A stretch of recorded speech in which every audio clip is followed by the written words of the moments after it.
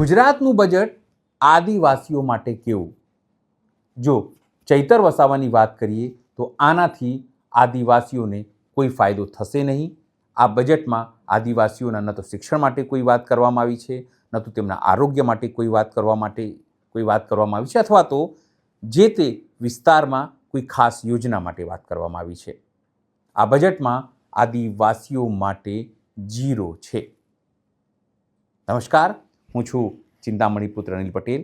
સ્વાગત છે આપનો અમારા વિશેષ કાર્યક્રમમાં. આવો સાંભળીએ ચૈતર વસાવાએ આ બજેટનું કેવી રીતે એનાલિસિસ કર્યું છે અને આદિવાસીઓને કેવી રીતે સમજાવવાનો પ્રયત્ન કર્યો છે કે આ સરકાર જે પૈસા આપે છે એ પણ આદિવાસીઓ ઉપર ખર્ચાતું નથી, પણ સરકારના તાઇફામાં આ વાત ખર્ચાય છે, આ પૈસા ખર્ચાય છે.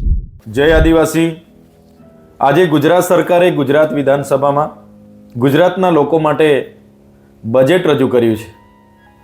ત્યારે બજેટનું અમે એનાલિસિસ કર્યું. ગુજરાતમાં 15% જેટલી આદિવાસીઓની વસ્તી છે. 1,25,00,000 આદિવાસીઓ વસે છે.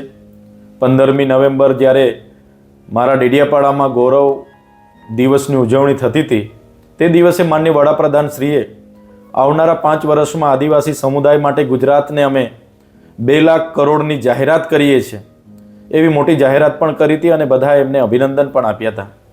ત્યારે આજના બજેટમાં આદિવાસી સમુદાય વિશાળ સમુદાય હોવા છતાં માત્ર ને માત્ર 5,425 કરોડની જ આજે જોગવાઈ થઈ છે. સાથીઓ, આપણે આગલા વર્ષમાં જઈશું. ગત રોજ વિધાનસભાની ચર્ચાઓ દરમિયાન મેં આદિજાતિ વિકાસ વિભાગ પર માહિતી માંગી. માનનીય નરેશભાઈ પટેલ દ્વારા વિધાનસભાના સન્માનીય ગૃહમાં ઊભા થઈને એમણે માહિતી પણ પૂરી પાડી અને મને હાર્ડ કોપી પણ આપી છે. તમે જોઈ શકો છો. એમણે કીધું કે 24-25 દરમિયાન અમે 4,373 કરોડ રૂપિયાની જોગવાઈ આદિવાસી સમુદાયના વિકાસ માટે કરી હતી. એની સામે વપરાયા છે માત્ર ને માત્ર 3,373 કરોડ રૂપિયા. 1,000 કરોડ રૂપિયા ક્યાં ગયા એની કોઈ માહિતી નથી. એ જ પ્રકારે 2025-26માં 5,120 કરોડની આદિજાતિઓના વિકાસ માટેની જોગવાઈ કરવામાં આવી અને એમાં કેટલા વપરાયા? 2,410 કરોડ. 50% રકમ પણ વાપરવામાં આવી નથી. એ તમારા અમારા માટે ખૂબ જ દુઃખદ બાબત છે.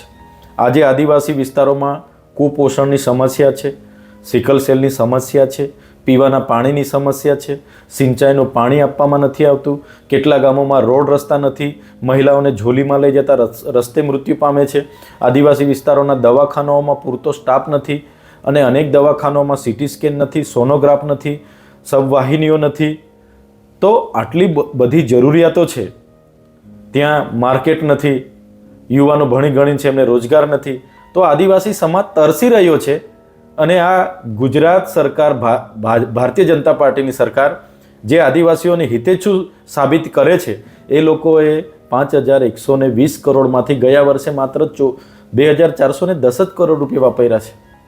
વિચાર કરો, એમણે તો 5,120 કરોડની જગ્યાએ 6,000 કરોડ વાપરવાના હતા અને પૂરક માંગણીથી વિધાનસભામાં લાવવાનું હતું. અમે બધા સહકાર આપતા, પણ આદિવાસીઓ સાથે જે અન્યાય થયો છે એ અમે ક્યારે ભૂલીશું નહીં. લોકોને જાગૃત કરીશું.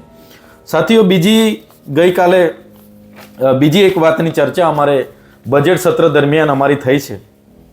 તમે આ ચિત્ર જોઈને તમને ખ્યાલ આવશે કે આ ખૂબ જ ગંભીર બાબત છે. અમે માનનીય આદિજાતિ વિકાસ મંત્રીને સન્માનીય ગૃહમાં પૂછ્યું કે પોસ્ટ મેટ્રિક અમે પૂછ્યું કે જે 1/7/2010થી ભારત સરકાર પુરસ્કૃત આદિજાતિના વિદ્યાર્થીઓ ઉચ્ચ અભ્યાસ કરે એના માટે પોસ્ટ મેટ્રિક શિષ્યવૃત્તિની યોજના ચાલુ હતી, જેમાં કેન્દ્ર સરકાર 75% અને રાજ્ય સરકાર 25%નો સહયોગ કરતી હતી, જેના કારણે આદિવાસી વિદ્યાર્થીઓ ઉચ્ચ અભ્યાસ કરી શકે. કોઈ ANM કરે, કોઈ GNM કરે, કોઈ ડિપ્લોમા કરે, કોઈ ડિગ્રી કરે, કોઈ MBBS કરે, કોઈ BSc કરે, કોઈ MSc કરે, કોઈ ફાર્માસિસ્ટ કરે.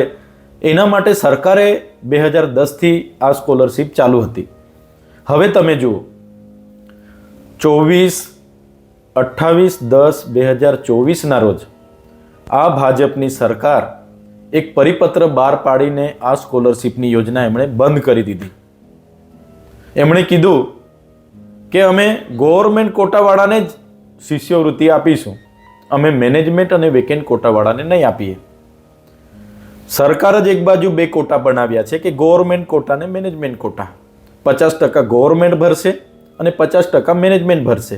હવે સરકાર જ એવું કહે છે કે ગવર્મેન્ટને આપીશું અમે, મેનેજમેન્ટ અને વેકેન્ટ કોટાને નહીં આપીશું. 2024-25માં 60,000 વિદ્યાર્થીઓએ મેનેજમેન્ટ અને વેકેન્ટ કોટામાં એડમિશન લીધા હતા. એમનું શું? સરકાર એવું કહે છે કે મેનેજમેન્ટ અને વેકેન્ટ કોટામાં, મેં પૂછ્યું કે મેનેજમેન્ટ અને વેકેન્ટ કોટામાં કેટલા વિદ્યાર્થીઓને આ શિષ્યવૃત્તિ મળનાર પાત્ર છે? એકને પણ નહીં. આ લખ્યું છે એકને પણ નહીં આપીશું. સાથીઓ, આજે હજારો વિદ્યાર્થીઓનું ભવિષ્ય અંધકારમય થઈ ગયું છે.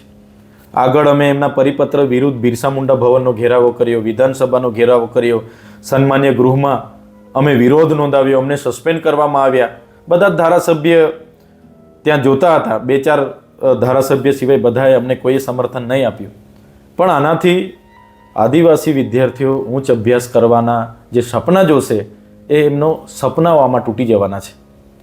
ક્યાંથી એમના પરિવારના લોકો જીએનએમ માટે 2 લાખ રૂપિયા ફી ભરશે?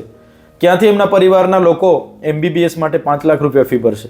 એટલે આ ખૂબ જ ગંભીર બાબત છે, આપણે બધાએ નોંધ લેવી જોઈએ. હવે તમે જોશો, આપણે એના પછીની જે ચર્ચા અમારી હતી કે ભાઈ ડેડિયાપાડામાં માન્ય વડાપ્રધાન સાહેબ આવ્યા તો એમાં આપણા આદિજાતિ વિકાસ વિભાગમાંથી કેટલો ખર્ચો કર્યો? એમણે કીધું આદિજાતિ વિકાસ વિભાગમાંથી અમે 41 કરોડનો ખર્ચો કર્યો. માર્ગ અને મકાન વિભાગે 54 કરોડનો ખર્ચો કર્યો છે. ત્યાં આરોગ્ય વિભાગે ખર્ચો કર્યો છે. ત્યાં તાલુકા પંચાયતે ખર્ચો કર્યો છે. DRDએ ખર્ચો કર્યો છે. શિક્ષણ વિભાગે ખર્ચો કર્યો છે. નગરપાલિકાએ ખર્ચો કર્યો છે. કલેક્ટરે કચેરીએ ખર્ચો કર્યો છે.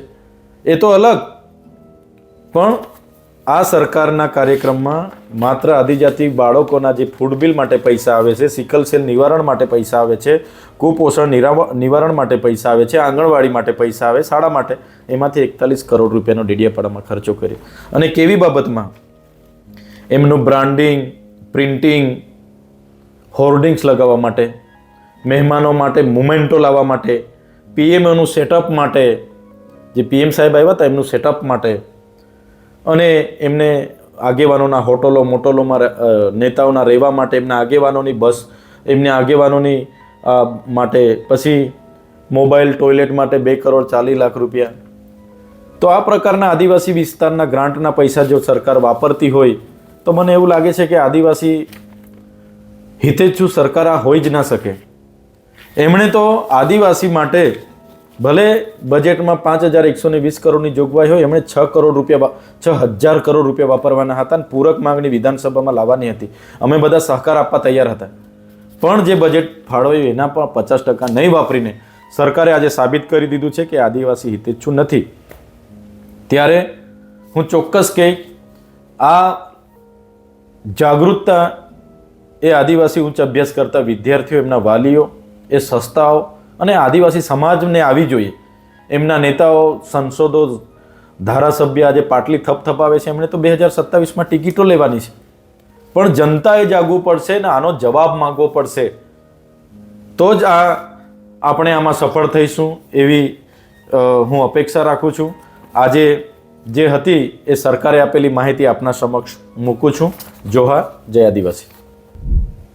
ચૈતર વસાવાની આ વાતથી આપ કેટલા સહમત છો? જરૂરથી મારા કોમેન્ટ બોક્સમાં કોમેન્ટ કરજો. એ સિવાય અમારી YouTube ચેનલ પર જઈને આપ લાઇક કરો, સબસ્ક્રાઇબ કરો, બેલ આઇકન દબાવો. સાથે અમારી વેબસાઇટ છે www.gujaratpress.in, ત્યાં પણ જઈને તમે વધુ અપડેટ થઈ શકો છો. અત્યારે માટે બસ આટલું જ. નમસ્કાર.